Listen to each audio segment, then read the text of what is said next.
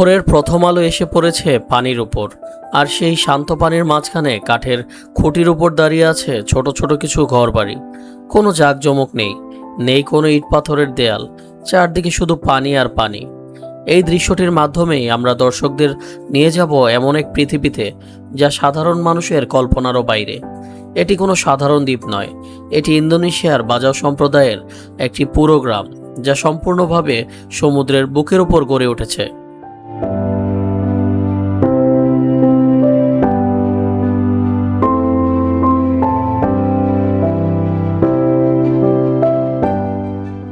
এই গ্রামে যারা বাস করেন তাদের বলা হয় বাজাও বা সমুদ্রের জিপসি। শত শত বছর ধরে তারা এভাবেই সমুদ্রের বুকে জীবন কাটিয়ে দিচ্ছেন। এদের কোনো নির্দিষ্ট স্থাবর ভূমি নেই, নেই কোনো নাগরিক সীমানা। জন্মের পর থেকে মৃত্যুর শেষ দিনটি পর্যন্ত এদের পুরো জীবনটাই কেটে যায় এই নোনা জলের সান্নিধ্যে।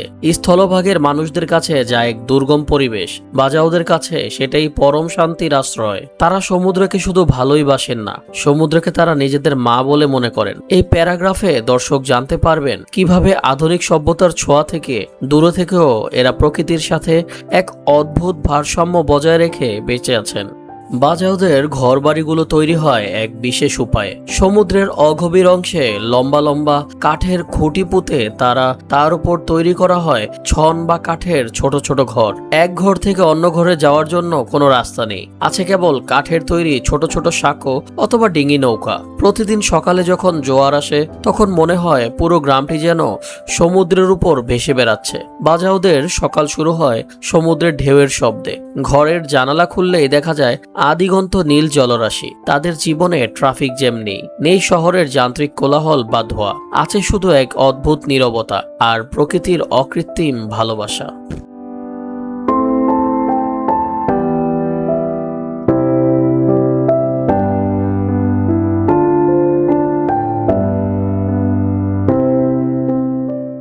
এই ভিডিওর সবচেয়ে আকর্ষণীয় অংশ হলো বাজাও মানুষের অবিশ্বাস্য শারীরিক ক্ষমতা। সাধারণ একজন মানুষ পানির নিচে বড়জোর 1 থেকে 2 মিনিট শ্বাস ধরে রাখতে পারেন, কিন্তু একজন বাজাও পুরুষ বা নারী কোনো রকম আধুনিক অক্সিজেন সিলিন্ডার বা গিয়ার ছাড়াই পানির নিচে প্রায় 10 থেকে 13 মিনিট পর্যন্ত অনায়াসে শ্বাস ধরে রাখতে পারেন। তারা কোনো রকম চশমা ছাড়াই পানির নিচে পরিষ্কার দেখতে পান এবং প্রায় 200 ফুট গভীরে গিয়েও মাছ বা মুক্তা শিকার করতে পারেন।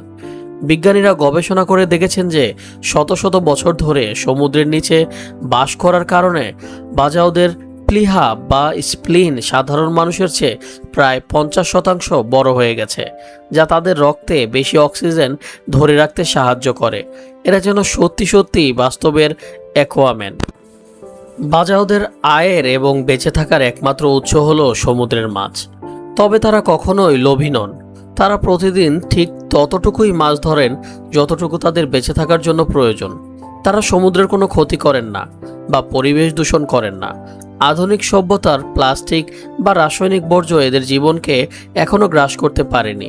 তারা প্রাচীন ঐতিহ্যবাহী পদ্ধতিতে বর্ষা বা তীর দিয়ে মাছ শিকার করেন। ডাইনামাইট বা বিষ দিয়ে মাছ ধরার তীব্র বিরোধী তারা। প্রকৃতির কাছ থেকে তারা যেমন নেন, প্রকৃতিকে ঠিক তেমনি সম্মান ফেরত দেন।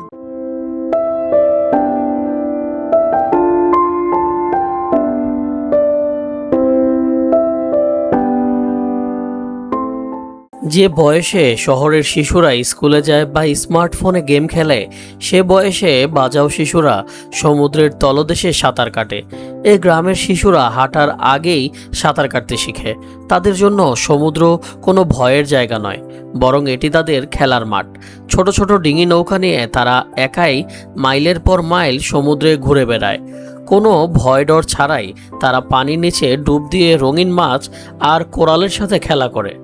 সমুদ্রের প্রতিটি ঢেউ, প্রতিটি মাছের আচরণ এদের নখদর্পণে। এদের শৈশব অন্য যে কোনো সাধারণ শিশুর চেয়ে সম্পূর্ণ আলাদা এবং রোমাঞ্চকর। তবে এই জাদুকরী জীবনের পেছনেও কিছু অন্ধকার গল্প রয়েছে। জলবায়ু পরিবর্তনের তাপমাত্রা বৃদ্ধির কারণে বাজাওদের এই জীবনযাত্রা এখন হুমকির মুখে। সমুদ্রের কোরাল বা প্রবাল প্রাচীর ধ্বংস হয়ে যাচ্ছে, যার কারণে মাছের সংখ্যাও কমে যাচ্ছে। তাছাড়া আধুনিক নিয়মকানুনের কারণে তাদের মুক্তভাবে এক দেশ থেকে অন্য দেশের সমুদ্রে ঘুরে বেড়ানোর কঠিন হয়ে পড়েছে। অনেক বাজাও তরুণ এখন কাজের সন্ধানে এই স্থলভাগে চলে যাচ্ছে। ফলে শত বছরের পুরনো এই অনন্য সংস্কৃতি ও জীবনধারা আস্তে আস্তে হারিয়ে যাওয়ার ঝুঁকিতে রয়েছে।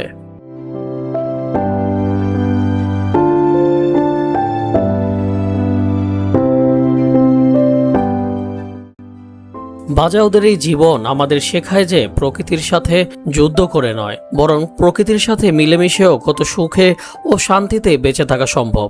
আধুনিক পৃথিবীর সব কোলাহল আর বিলাসিতা ছেড়ে সমুদ্রের বুকেই লুকিয়ে আছে এক স্বর্গীয় শান্তিময় জীবন। বাজাওরা হয়তো পৃথিবীর সবচেয়ে ধনী মানুষ নন, কিন্তু হৃদয়ের দিক থেকে এবং প্রকৃতির সাহচর্যে তারা পৃথিবীর অন্যতম সুখী জাতি। আমাদের উচিত এই অনন্য মানব সংস্কৃতিকে টিকিয়ে রাখতে প্রকৃতির যত্ন নেওয়া। আজকের ভিডিও এই পর্যন্তই। ভালো লাগলে চ্যানেলটি সাবস্ক্রাইব করে আমাদের পাশেই থাকবেন। দেখা হবে পরের কোনো রোমাঞ্চকর ভিডিও নিয়ে। ততক্ষণ পর্যন্ত সবাই ভালো থাকবেন, সুস্থ থাকবেন।